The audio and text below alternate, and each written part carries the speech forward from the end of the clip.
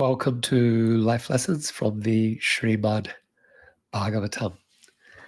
Today is quite an important day for us, for those who've been following this class or these talks, because we come to the conclusion of our discussion on the conversations between King Nimi and the 9 yogis, Nimi Yogi Samvad, as this section is sometimes called. We started at chapter 2 of the 11th Canto of the Bhagavatam, and now we are into chapter 5.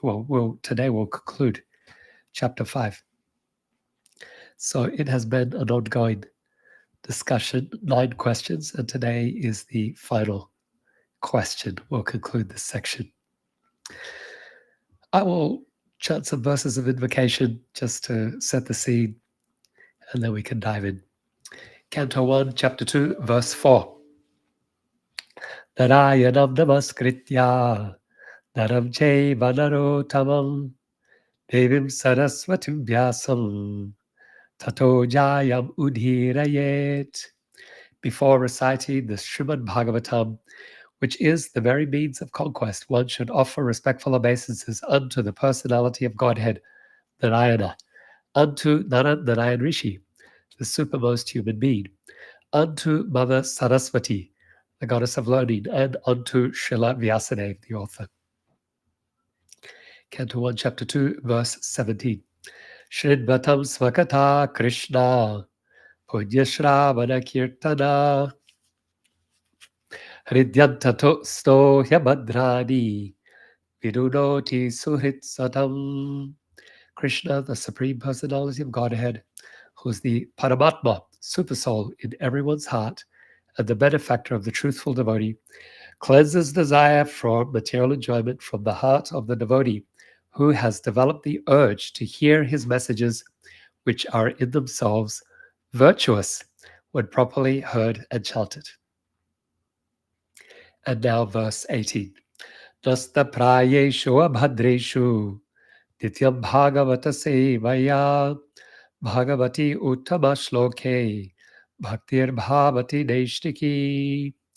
By regular attendance in classes on the Bhagavatam and by rendering service to the pure devotee, all that is troublesome to the heart is almost completely destroyed, and loving service unto the personality of Godhead, who is praised with transcendental songs, is established as an irrevocable fact.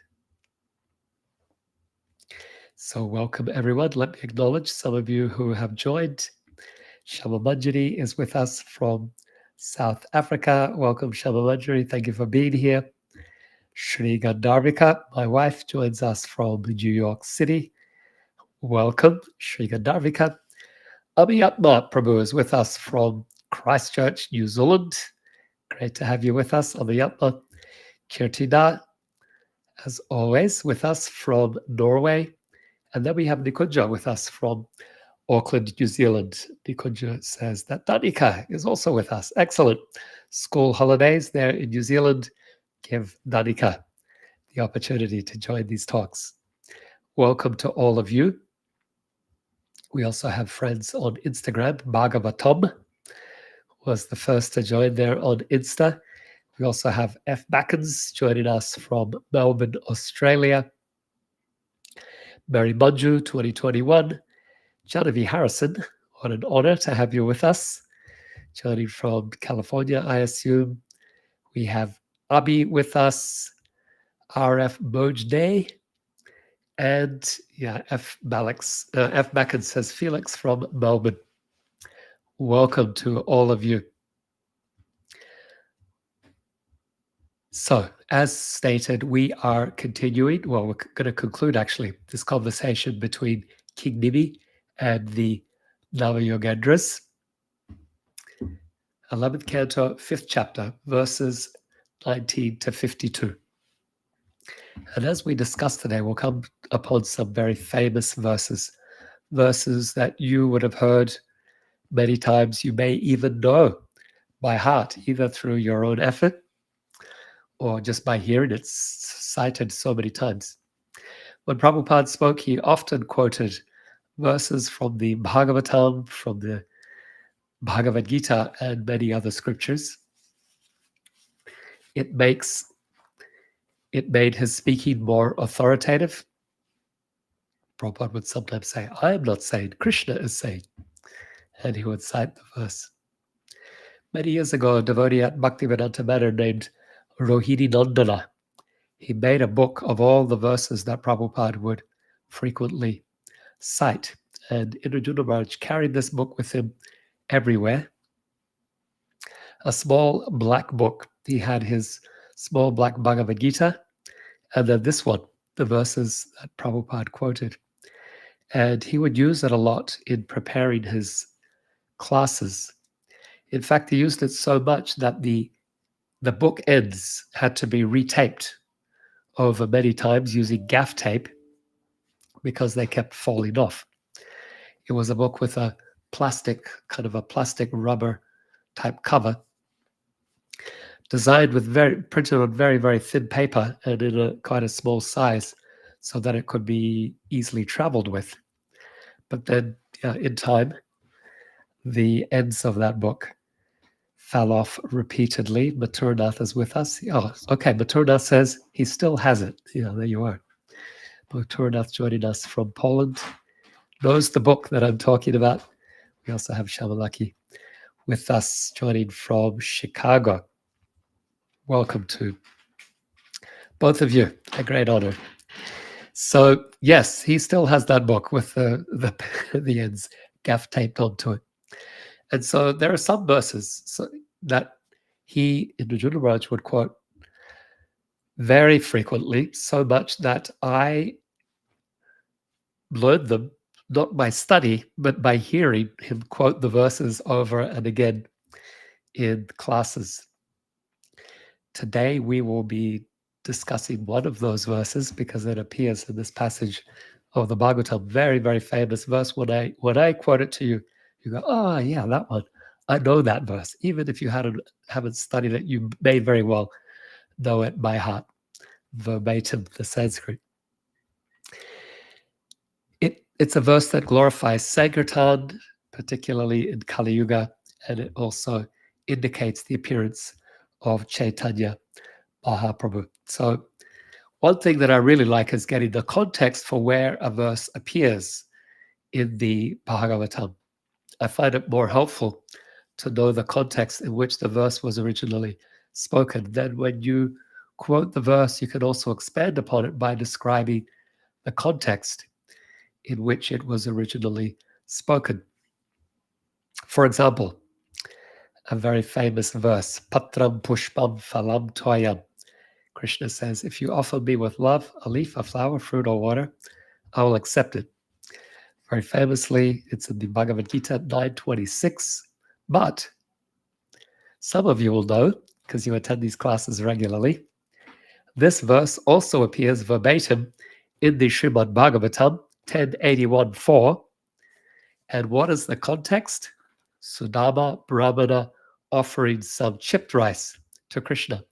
And he's very shy, as he's actually trying to hide the chipped rice, and Krishna snatches it from him. And what does Krishna say? Patram pushpam phalam toyam yomi bhakti prayachati. If one offers me with love a leaf, a flower, or fruit, or water, I will accept it. Sudama's embarrassed that this chip rice is so it's not considered a very high grade food. So he's very embarrassed to offer it to Krishna. As Krishna saying, it doesn't matter. Yomi bhakti prayachati. If it is offered with love, I accept it. So when we know the context for a verse, it becomes even more powerful. All right, so let's dive in. Now remember, the discussion we have been following is this conversation between King Nimi, a king who appears in the 9th canto of the Bhagavatam. He's in the line of kings in which Lord Ramachandra makes his appearance, and 9 yogis, the Nava Yogendras. These are sons of Rishabdev. They have appeared at his palace. And so King Nimi, he's made the the most of their association. How can we make the most of association with advanced devotees? By asking questions. Pariprashnena sevaya. Krishna says, approach a guru and ask questions. And so we have had 8 questions thus far. The first question on bhakti was answered by the yogi named Kavi. There was a question on the bhakta, answered by Javier. A third question on Maya, answered by the yogi Antariksha. A fourth question on mukti, answered by Prabhuda. Fifth question on Bhagavan, answered by the yogi Pipalayana.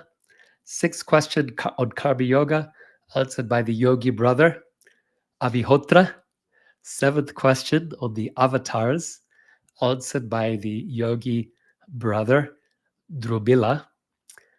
In our last class, we discussed the question on the non-devotee, the abhakta, and that was answered by the yogi brother Chamasa. Today's question concerns the Yuga-Avatara, the appearances of different incarnations in different ages, and the appropriate way to worship them, to honor them. And this will be answered by the yogi brother Karbajana. So this concludes the discussion. Once again, we're discussing Srimad Bhagavatam, Canto 11, Chapter 5, verses 19 to 52. We're going to conclude Chapter 5. Om Namo Bhagavate Vasudevaya. Om Namo Bhagavate Vasudevaya. Om Namo Bhagavate Vasudevaya. We are going to discuss this section in 3 groups. 1, the appearances of the Lord in Satya, Treta, and Dvapara Yugas, verses 19 to 31. The second group will be worship in Kali Yuga, verses 32 to 42. And finally, our third section will be Narada's conclusion, verses 43 to 52, which concludes the chapter. We begin with our first section then, appearances in Satya, Treta, and Dvapara Yugas, verses 19 to 31. King Nimi asks his question, his final question. In what colors and forms does the Lord appear in each of the different ages? And with what names and by what types of regular principles is the Lord worshipped in human society at those times? And so Karbajana, he replies, in each of the 4 ages, Satya, Treta, Dvapara, and Kali, Lord Keshava appears with various complexions, names, and forms, and is thus worshipped by various processes. So we hear this often. In Satya Yuga, it's by meditation. In Treta Yuga, it's by fire sacrifice. Here we're going to get more detail. Karbajana says, in Satya Yuga, the Lord is whitish, and 4-armed. He has matted locks. He wears a garment of tree bark. Sounds like a yogi, right? Matted locks, wearing tree bark. What does he carry? What are his weapons? A deer skin, a sacred thread, upavita, so his paraphernalia, japamala, a danda, a rod, and a kamandalu of a brahmachari. So brahmacharis also have their danda, their staff. We are familiar with the sannyas danda. There is also a brahmachari danda that is carried by the brahmacharis. We don't have this in ISKCON. We just have our sannyasis with their sannyas danda, a tridandi triple staff. But traditionally, brahmacharis also have a danda. It looks different than the sannyas danda. So he's a brahmachari. He's a yogi. How do people worship him? In Satya Yuga, people are peaceful, without envy. They're very friendly to all living entities and all situations. And how do they worship? By meditation and by controlling their senses inwardly and externally. It means they're controlling their minds. In Treta Yuga, the Lord appears in a reddish complexion, Rakta. He has 4 arms, golden hair.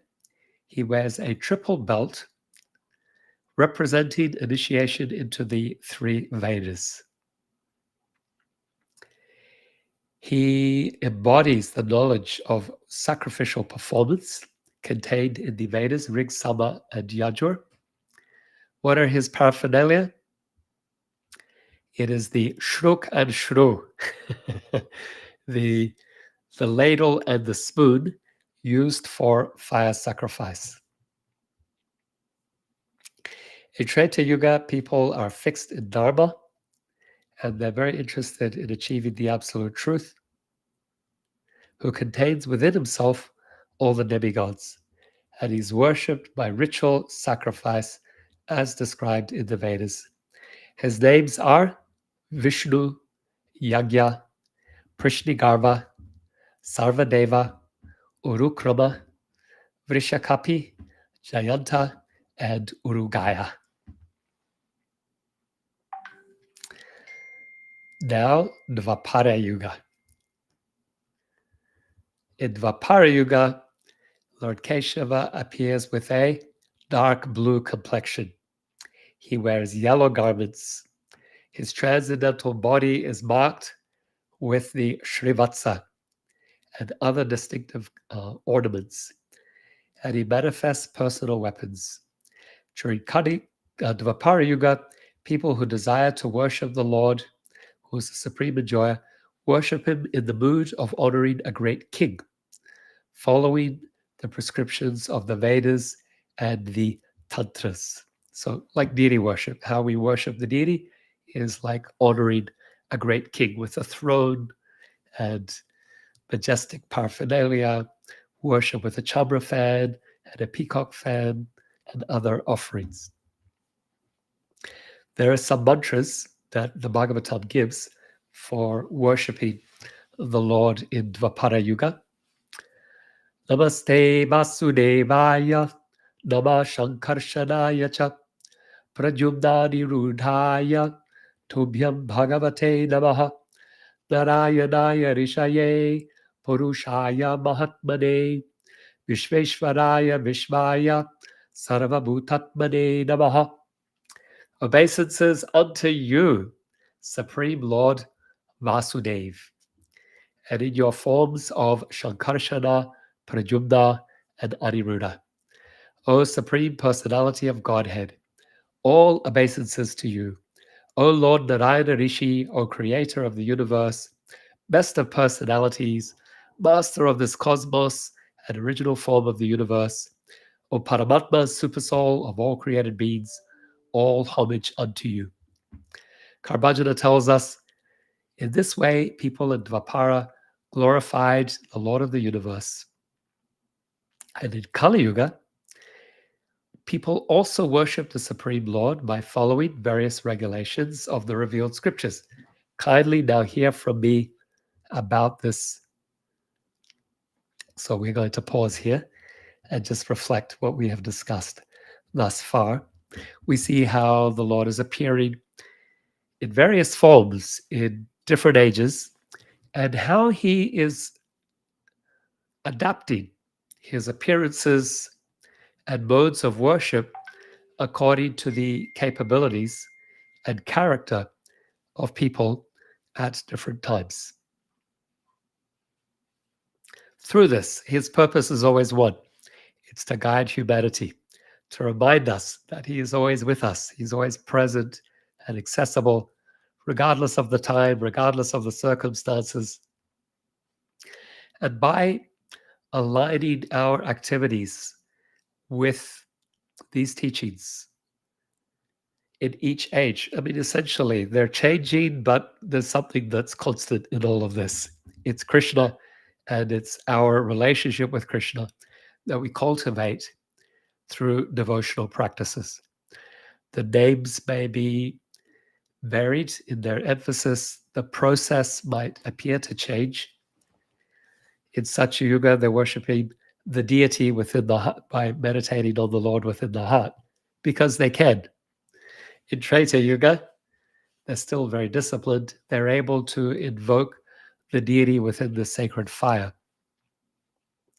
And so the sacrificial Yajna becomes the altar. And with their very precise chanting of Vedic mantras, they're able to make offerings. In Dvapara Yuga, they bring the great opulences that they have at their disposal towards worshipping the Lord as the king, as through deity worship. What about in Kali Yuga, when our minds are not so focused, when we're not able to execute things precisely, and when we may not have access to great opulence? We're given a different process to continue the same objective of connecting the Lord with the Lord in devotion. And so that will be revealed next, verses 32 to 42.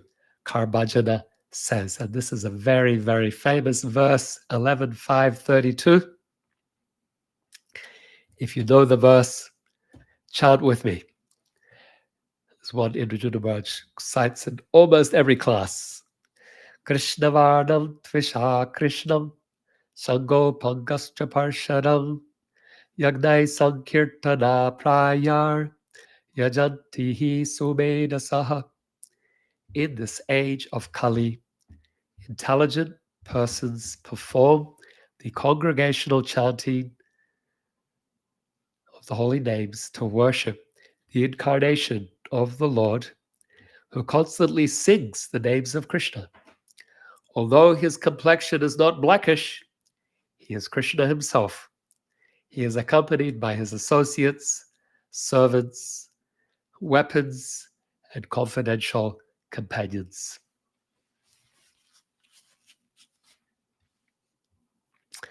That's the verse. Very, very famous verse for and very dear to the hearts of the Gaudiya Vaishnavas. There are some other verses that are given here in this section of the Bhagavatam, less famous. And so I'll chant these as well with the Sanskrit. Yeyam sada paribhava grinam abhistadoham tirtaspadam shiva mirinchi nutam sharanyam prityartiham pranatafala bhavam dipotam vande mahapurushate charanaravidam. So we could read this verse as a glorification of that Yuga-Avatar, Chaitanya Mahaprabhu. My dear Lord, you are the Mahapurusha, the Supreme Personality of Godhead. I worship your lotus feet, which are the only eternal object of meditation. Those feet destroy the embarrassing conditions of material life and freely award the greatest desire of the soul, the attainment of pure love of Godhead. Oh, my dear Lord, your lotus feet are the shelter of all the holy places and of all saintly authorities in the line of devotional service, and are honored by powerful demigods like Lord Shiva and Lord Brahma. My Lord, you are so kind that you willingly protect all those who simply bow down to you with respect, and thus you mercifully relieve all the distress of your servants. In conclusion, my Lord, your lotus feet are actually the suitable boat for crossing over the ocean of birth and death, and therefore even Lord Brahma and Lord Shiva seek shelter at your lotus feet. There's one more verse like this that again we read as a glorification of the Kali Yuga Avatara, Sri Chaitanya Mahaprabhu.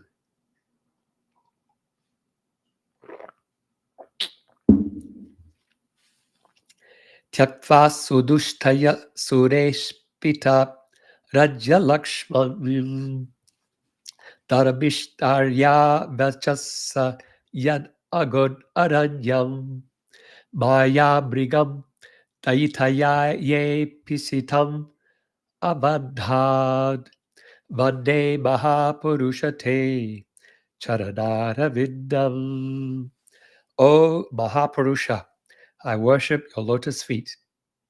You gave up the association of the goddess of fortune and all her opulence, which is most difficult to renounce and is hankered after even by the great demigods.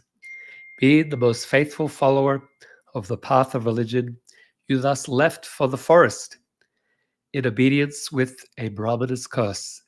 Out of sheer mercifulness, you chased after the fallen conditioned souls who are always in pursuit of the false enjoyment of illusion, and at the same time you engaged in searching out your own desired object, Sri Shamasundara. Wonderful. So this references Lord Chaitanya taking sannyas, going to the forest and taking sannyas, and then chasing after the conditioned souls out of his great mercy, while also searching out his own desired object, Sri Krishna. Karmajana continues, thus, O King Nibi, the Supreme Lord Hari is the giver of all desirable objects of life. Intelligent human beings worship the particular forms and names of the Lord that are manifest in different ages. Those who are advanced in knowledge are able to appreciate the essential value of the age of Kali.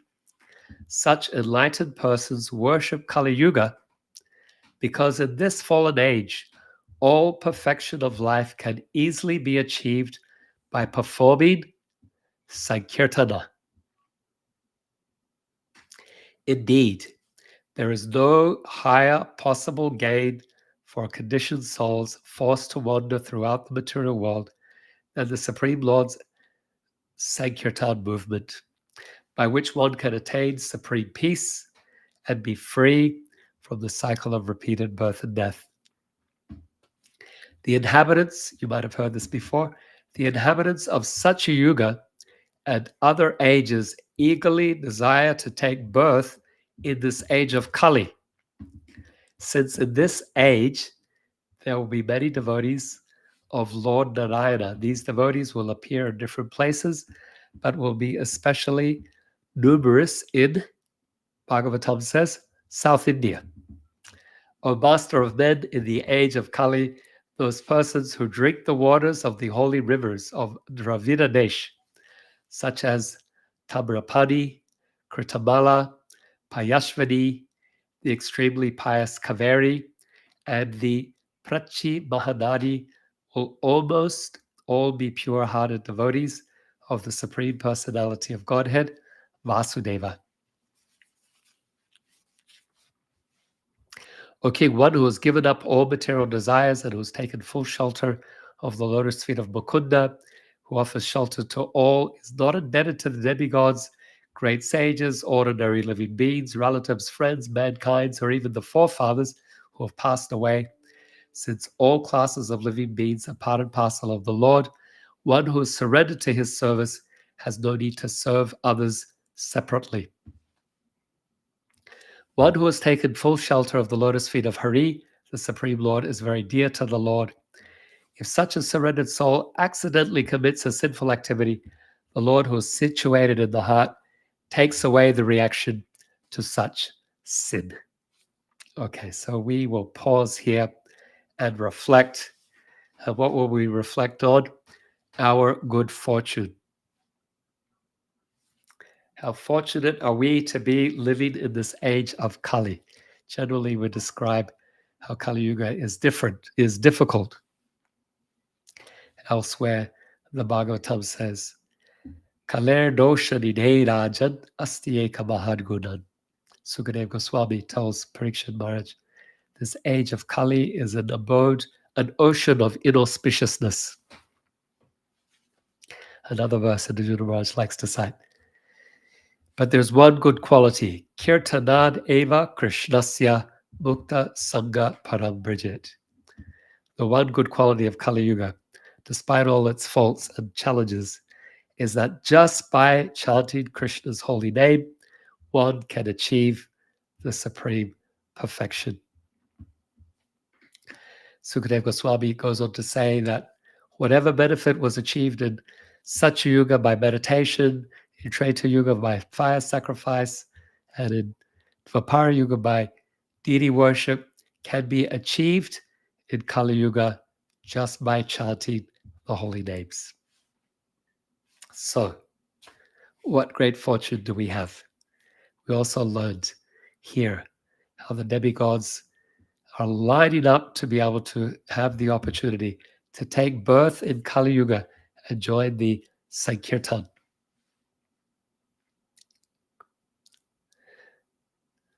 But then there is a lament that we can also express, and that is despite having the great opportunity of this age, the great gift, we have come in contact with Prabhupada, we've come in contact with Lord Chaitanya's mercy, we've been given the process of chanting the holy name. We are unfortunate that we have little attachment. Are we really taking advantage of this gift? Are we really embracing Sankirtana wholeheartedly? Are we really fully taking advantage of the opportunity to participate in Lord Chaitanya's Sankirtan movement? So this is the choice that we have. We have the opportunity to make what is inauspicious most auspicious by immersing ourselves in Lord Chaitanya's Sankirtan movement under Prabhupada's direction and guidance. It's there, it's waiting, it's available for us at any time. And so we can just reflect and just ask ourselves, are we really taking advantage of this?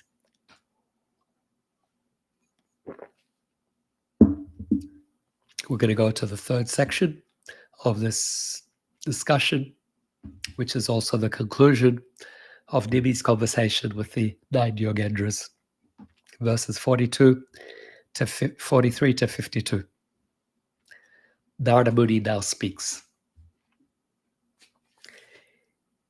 He said, after he heard about the science of devotional service from these 9 yogis, King Nimi, the king of Mithila, felt extremely satisfied, and along with his priests, he offered respectful worship to these great sages. These sages then disappeared before everyone's eyes, and Nimi dedicated himself to the practice of spiritual life as he had learned it from them, and he achieved the supreme goal of life. Now, this is interesting because in the 9th canto of the Bhagavatam, we learn that King Nimi is cursed by a sage, Vashishta, for performing a sacrifice while Vashishta was away. Vashishta knew he wanted to do the sacrifice, but he had some other work to do, another sacrifice somewhere else. Nimi went ahead anyway. And then Vashishta came back and he said, how dare you perform the sacrifice without me? You are a disrespectful, disobedient disciple, because Vashishta was the guru for the kings in the lunar line. And he cursed him to give up his body immediately. You'll lose your body.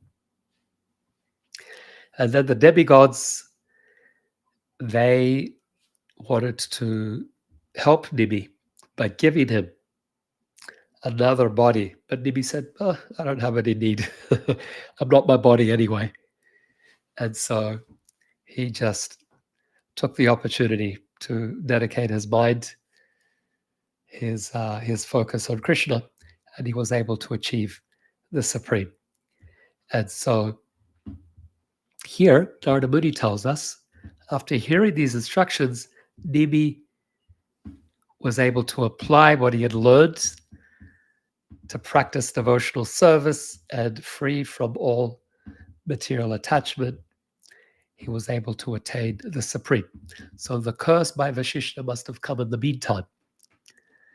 And so when Vashishta cursed him, he was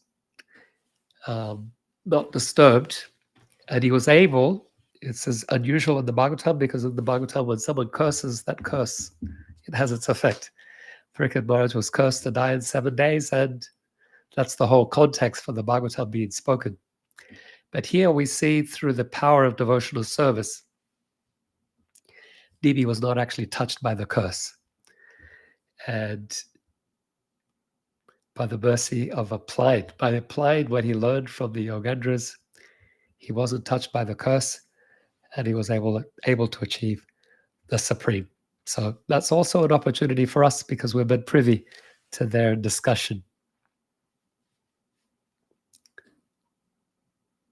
So Narada, he continues. Narada speaking to who? Krishna's father, Vasudeva. So he says, "Oh, fortunate Vasudeva, simply apply with faith these principles of devotional service which you have heard, and you'll be free from material attachment, material association, and you will achieve the supreme." The whole world has become filled with the glories of you and your wife because the Lord appeared as your son. My dear Vasudeva, you and Devaki have manifested great love for Krishna, accepting him as your son. You always see him, you embrace him, you speak to him, you sit together with him, you take your meals together. Through such intimate association, undoubtedly your hearts are completely pure. In other words, you're already perfect. Narada Muni says, inimical kings like Shishupal and Pondraka and Salva were always thinking of Krishna, but in envy. They were thinking of him even lying down, sitting, engaging in other activities. And thus they enviously meditated on Krishna's bodily movements, his pastimes, his glances upon his devotees, his attractive features, and being thus absorbed in Krishna, they achieve liberation upon their death. What then can be said of the benedictions offered to those who fix their minds on Krishna with a favorable mood? Your son Krishna is the Supreme Personality of Godhead.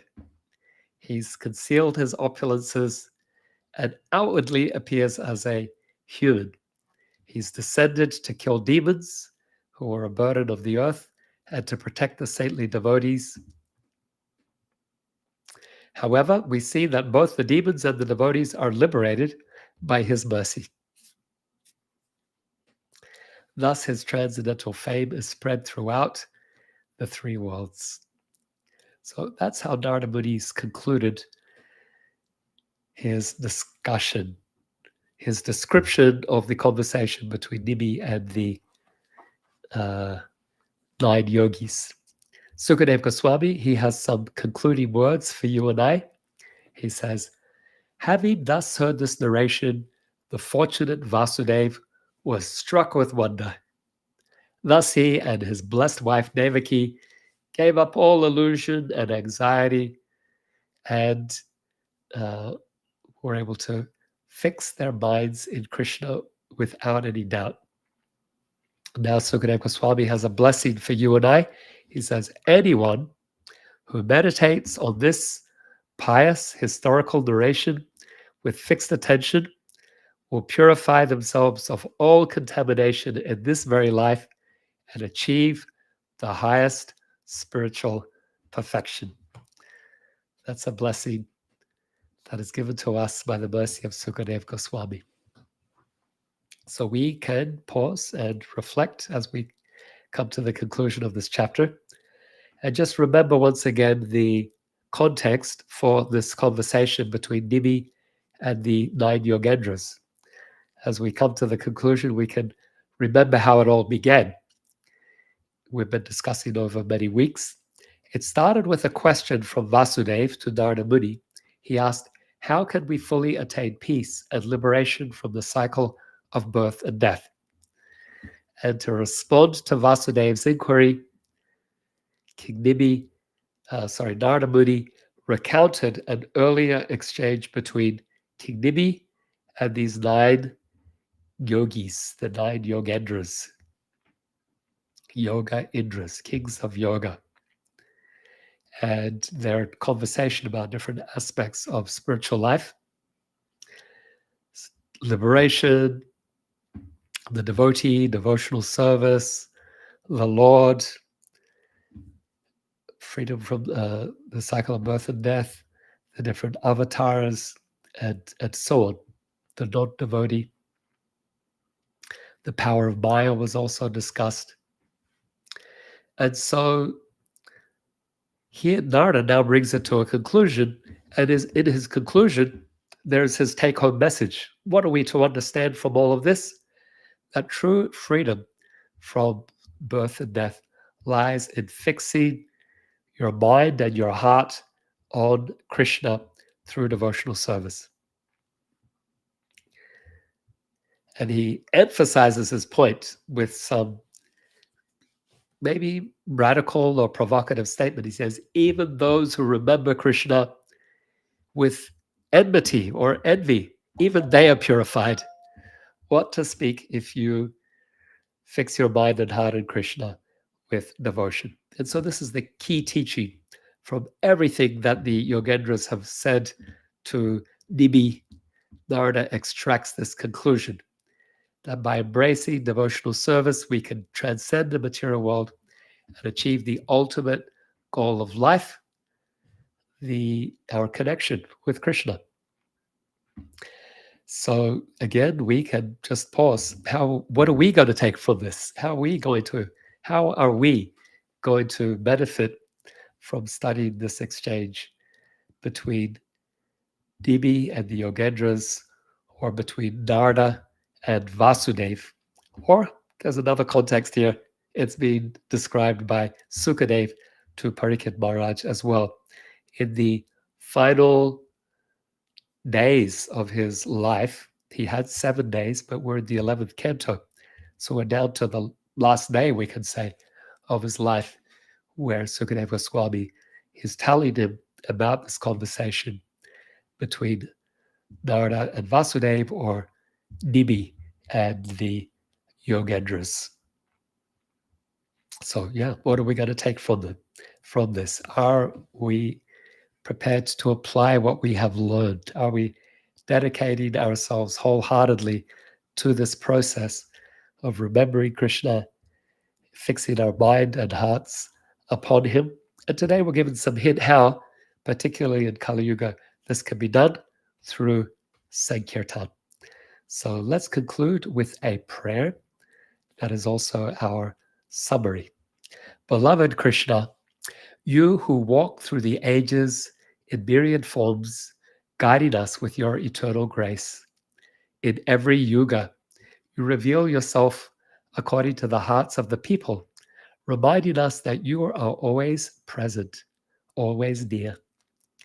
In this age of Kali, we are blessed beyond measure, for you have appeared as the golden Sri Chaitanya Mahaprabhu, inviting us into the sanctity of Sankirtana, the congregational chanting of your holy names. Yet, Lord, we must ask ourselves, are we truly embracing this gift? Have we surrendered fully to the melody of your holy names, allowing it to lift us up from the illusions of this world? True satisfaction is found not in the fleeting gains of this world. Desires of the world are but, not found in the fleeting gains of this world, but in the unyielding devotion of the heart. Teach us to surrender, not with words alone, but with our whole being, that we may find our home in your eternal song. Thank you all once again for being here, for giving me the opportunity to engage with the Bhagavatam in your association.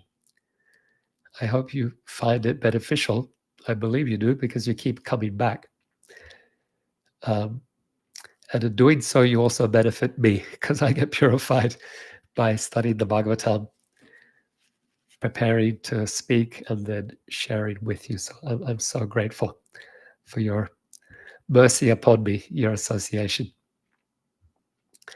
So do say hello if you're on the call and you haven't left a little message yet.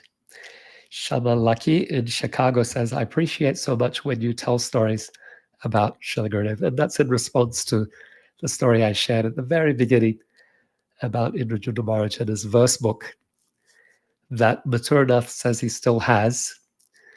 And Maturnath will know because Maturnath serves him during the Polish festival tour each year over a few months. And how this verse book has its ends, the book ends have fallen off and it's been repaired many times with gaff tape. And it's a compilation of the verses that Prabhupada would cite during his classes, organized categorically according to different subjects. We have joining us from Ukraine. We're going to say Gora Haridas, or is it Nitai Goradas? I apologize, I forget, but I'm so grateful that you join us from time to time and you say to us, Hare Krishna, written in Cyrillic, and you remind us of our God brothers and God sisters in Ukraine, serving under most difficult circumstances. And so let our prayers and thoughts be with all of you, with the devotees there. If there's any way you can help, please do. That is anyone on this call. If there's any way you can help devotees in Ukraine, please do extend yourself. Because it's a very, very difficult situation for them there. And it's lasted now over many years. I think we're into the second year. 2002 was an invasion. And so 2 years living under most difficult circumstances. Any day, there are missiles that fly overhead and attack different cities across that country. And then there are devotees that get called up to fight and defend, called into the armed services. So very, very sad situation. Gaurachandraji joining us from New Zealand says, Hare Krishna Prabhuji. Welcome, Gaurachandra. Thank you for being with us. We're grateful for your association, as always. Bimal Mukherjee says, Hare Krishna, Radhe Radhe, Prabhuji. Bimal Mukherjee, we are grateful to have your association. Gaurachandra in Christchurch says, apologies for my absences, just came back from Braj after 5 weeks. Gaurachandraji, you're most fortunate to have been in Sri Vrindavan Dham. And so while I'm happy for you that you were there, I'm also, well, I'll be going there in a couple of weeks. It would have been nice to have met you there. But I guess that'll wait for another day. Thank you for joining us and for letting us know why we haven't seen you for a little while. So I believe right now in India, it's something like 2:30 in the morning. So yeah, difficult to join the class from India, from Vrindavan. We're grateful that you're back with us. You must be feeling separation from Vrindavan. Rasa Stali with us from South Africa says, Hare Krishna Prabhuji and all assembled devotees. Thank you for being here. Rasa Stali, we're grateful for your association. Sundar Nanda Gopal Prabhuji joining us from Sydney, Australia. So wonderful to have you here. Grateful to see you, to see your name. So I last saw Sundar Nanda Prabhu when I was in Australia in August. We had lunch together at the home of your daughter and son-in-law and grandchildren. Wonderful to remember your association. Thank you for being here, for saying hello as well. Kirtina sending gratitude. Thank you, Kirtina. Achutananda joining us from the UK says, hello, Hari Hari Bol. Thanks for sharing these pastimes with us. Prabhuji, you're welcome. Achutananda, thank you for joining and leaving a message here. Donald Mason says, Hare Krishna from Daytona Beach, This is Anandi. Thank you, Anandi, for reminding us of your name and your location. It does help. And the more frequently we're reminded, that we can also come to know, just by seeing your name, we'll know Daytona Beach and Anandi. There are many devotees here. Their names come up as civilian names, but we've built a relationship over the year. So we know their initiated names and their places as well. Thank you, Anandi. Abhiyatma asks a question. What does fully embracing the gift of Sri Chaitanya Mahaprabhu look like? Is it based upon Namaruchi and Jivadaya, or is there much more than that? So much more than that. Very provocative question from Abhiyatma, but I know a sincere question as well. What does it mean to fully embrace Lord Chaitanya's gift? Lord Chaitanya offered so much. And so you're right to question my language when I said fully embrace the gift. Maybe it's not possible for us to fully embrace because we don't have the capability. Lord Srila Prabhupada's father, he said to him once, Prabhupada recounted how Gaur Mahanday, Prabhupada's father, said to him, if Krishna wants to take from you what your two little hands can hold, and if Krishna wants to give to you, what can your two little hands hold? What can your two little hands receive? And so Chaitanya Mahaprabhu has come to taste the highest thing. That is, he's come to taste devotional service that is experienced or tasted by Srimati Radharani. And then he's come to share that as well, that highest treasure, love for Krishna in the mood of the residents of Vrindavan, but even more specifically, in the mood of the gopis, and as experienced or tasted by Srimati Radharani, that he's giving. And so what does it mean to fully embrace the gift of Chaitanya Mahaprabhu? I don't know that any of us can fully embrace, but as much as possible, like whatever capability we have with our mind and our hearts, what intelligence we have, we should take advantage of the opportunity. So yes, engaging in chanting the holy name with attention and dedication every day, commit to doing that, and then sharing the holy name, because Chaitanya Mahaprabhu, he described himself as a gardener with fruits. He has so many fruits that he wants to share, and he says, but there are not enough. He says he wants help in distributing those fruits. So that's an opportunity to us. When you heed Lord Chaitanya's call for help, then there's great mercy there. So there's great mercy in receiving the gift, but there's even greater mercy in heeding his call for assistance. Because when you help someone out in their need, then you endear yourself to them. In fact, that is the greatest opportunity to endear yourself to a person that is in their moment of need. If you extend yourself, then you become your services are most appreciated. Someone like, what do we say? What do you give the gift? What gift do you offer someone who has everything? Lord Chaitanya has everything. He's the Supreme Lord. He's tasting.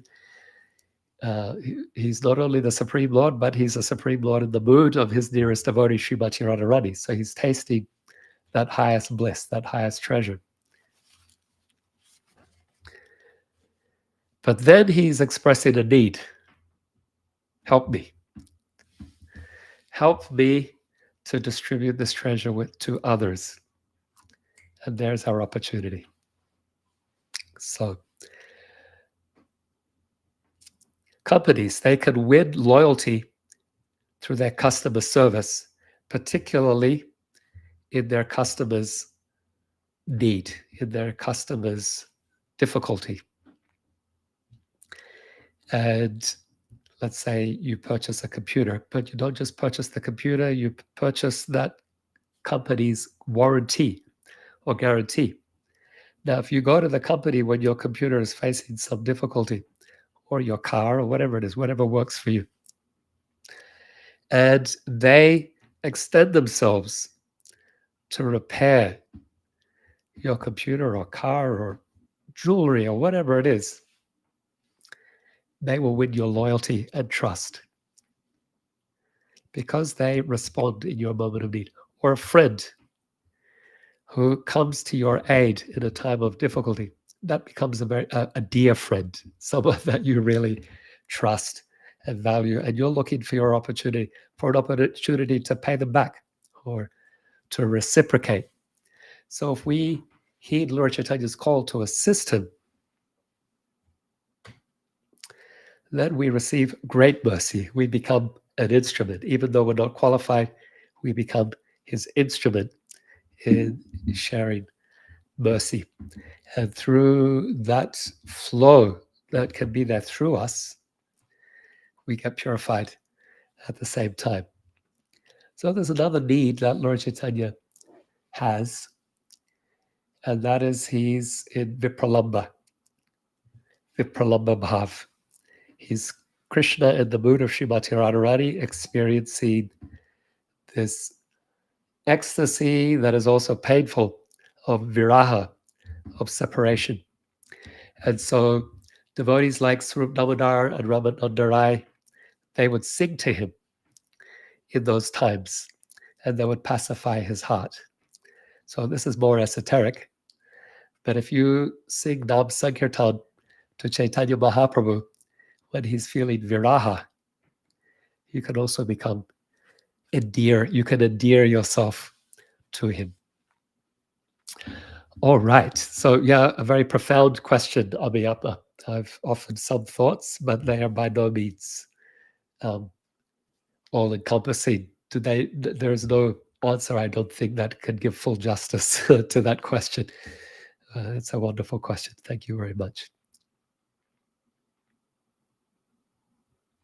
You mentioned Namruchi Jivanoy. We spoke to each of those. Plus, yeah, thank you.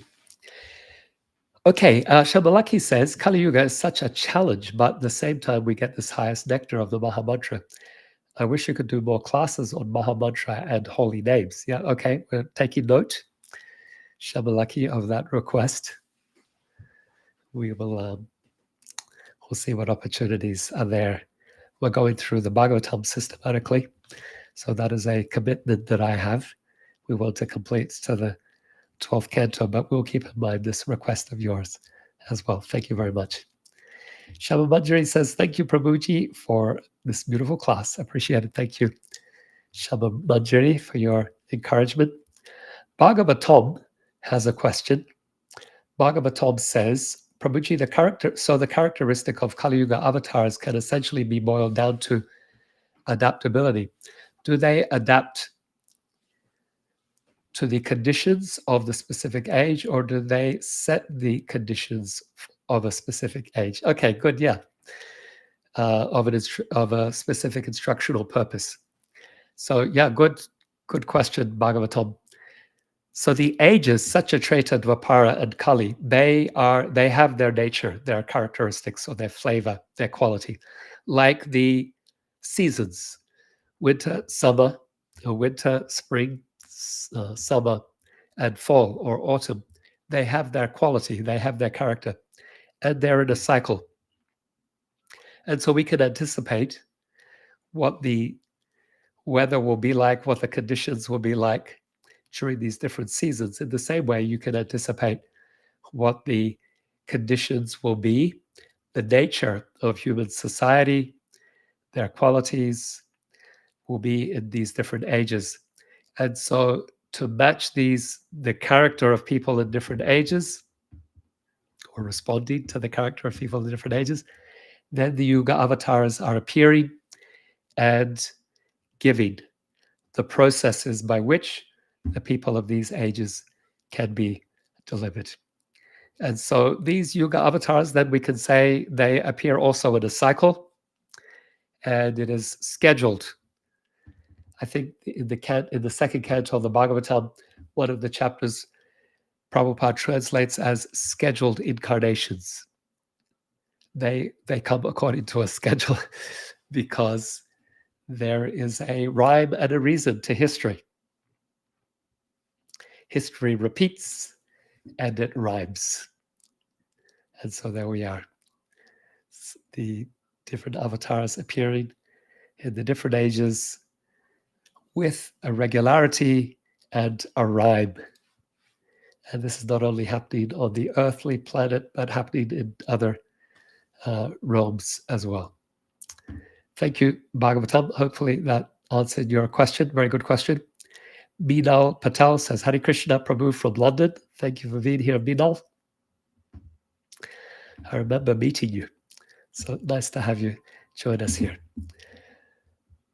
I think we have just gone over. Okay, a couple more comments, questions. Gaurachandra says, what an amazing answer to Abhiyama Prabhu's question. Thank you, Prahlad Prabhu.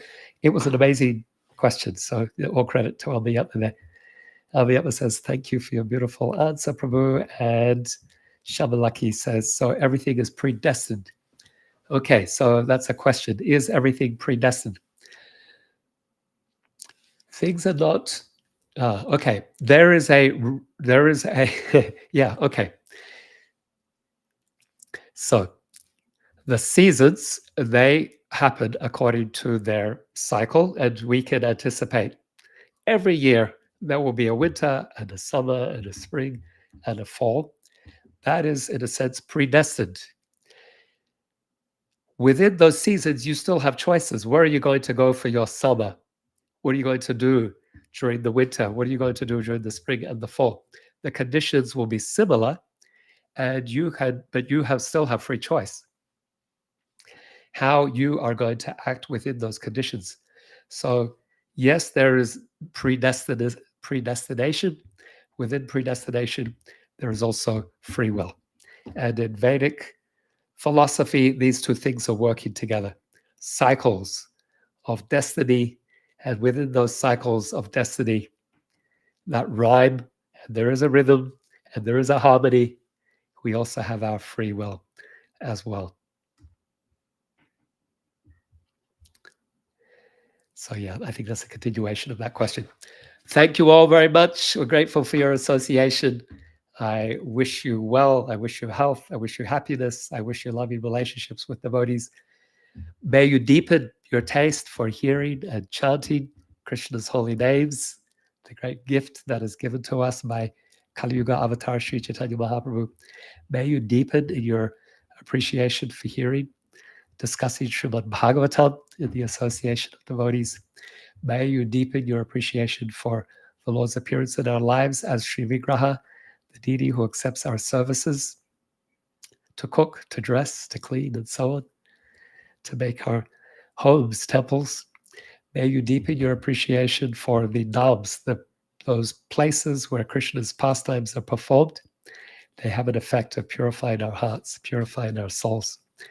And may you deepen your loving relationships with devotees. Take opportunities to serve devotees, to befriend devotees, to inquire of devotees after their well-being, to help devotees where you can, and to take the blessing of devotee association and the opportunity to serve and receive guidance also from senior devotees.